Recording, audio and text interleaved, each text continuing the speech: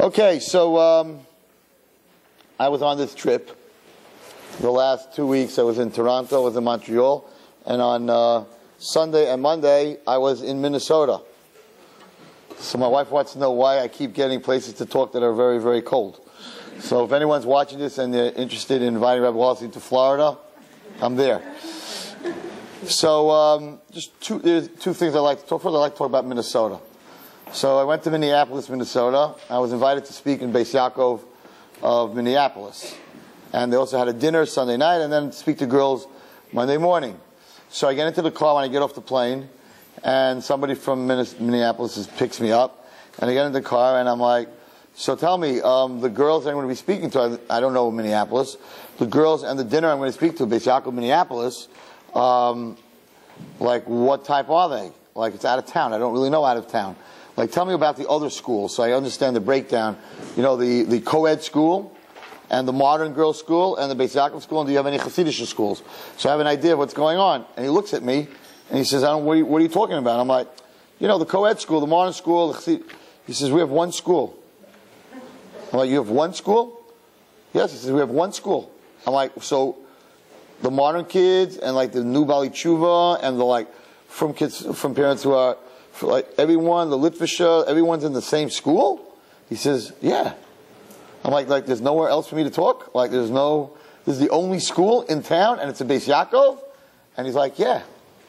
And I have to say that I met the whole Beis Yaakov Monday morning, and it's amazing that there could be a school in a city like Minneapolis and there's only one girls' school.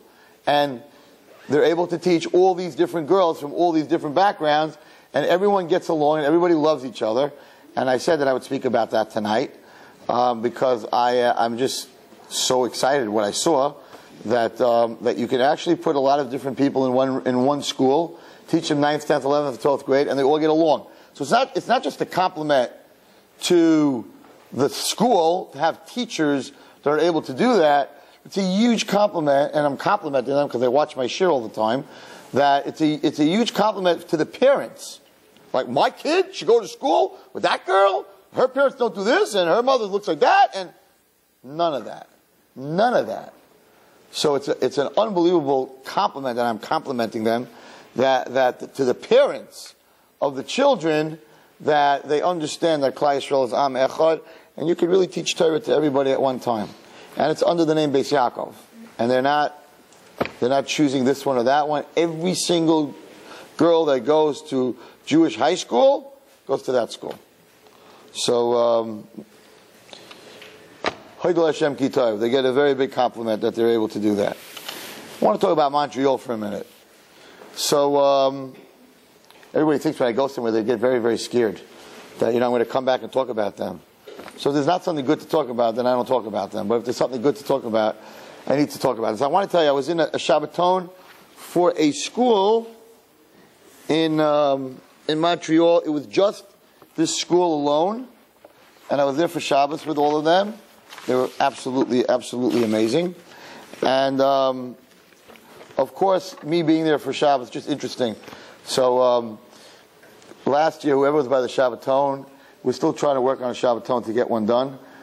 We can't find the hotel. We're going through a big struggle, but we'll find something sooner or later.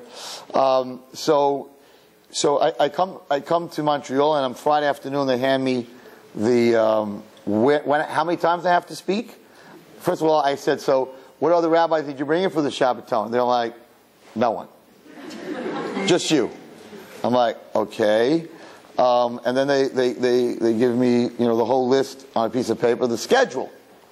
And it says, speak by dinner, by Friday night dinner, speak after dinner, then speak to the 10th graders, and that ends at 11. And then from 11 to 1, speak to individual students. So my wife, who was with me, walks over to the principal and says, I never heard of a rabbi and a Shabbaton, right, that comes to a Shabbaton that is asked on a Friday night to stay up till 1 o'clock. So she says, what do you mean? All the girls came back from the Aronava Shabbaton and said that the rabbis were speaking to the girls till 8 o'clock in the morning. we gave you off 7 hours. So it was very amazing. The school is called Yavne in Montreal. Very holy children, very holy people, very holy girls. It was a very, very beautiful Shabbos. And of course, I spoke about Facebook. And I spoke about media and Facebook. And they took it very, very seriously. I told them the story that I had repeated here to that poor girl that I went to the hospital, and you all know the story. And I got a phone call today, and from one of the girls, and said, Rabbi Wallerstein, you don't understand. Most of the girls that are in the school, Sunday, went off Facebook. So whether it's going to last or not, that's up to them. But Lamai said they reacted, and that's what we're going to talk about a little bit tonight. They reacted, and they didn't just hear it, but they heard it. It went inside, and they did something about it. So there's a story. There's a story that's brought down in the Kav Yashar, which I have spoken about many, many times, about the keys. And I think that I would like to repeat this story, and I will connect it to my whole... Tonight is really I'm giving a brand new share that I never gave before on bitachon. Because one of the things that was built into the Jewish nation in these parshas of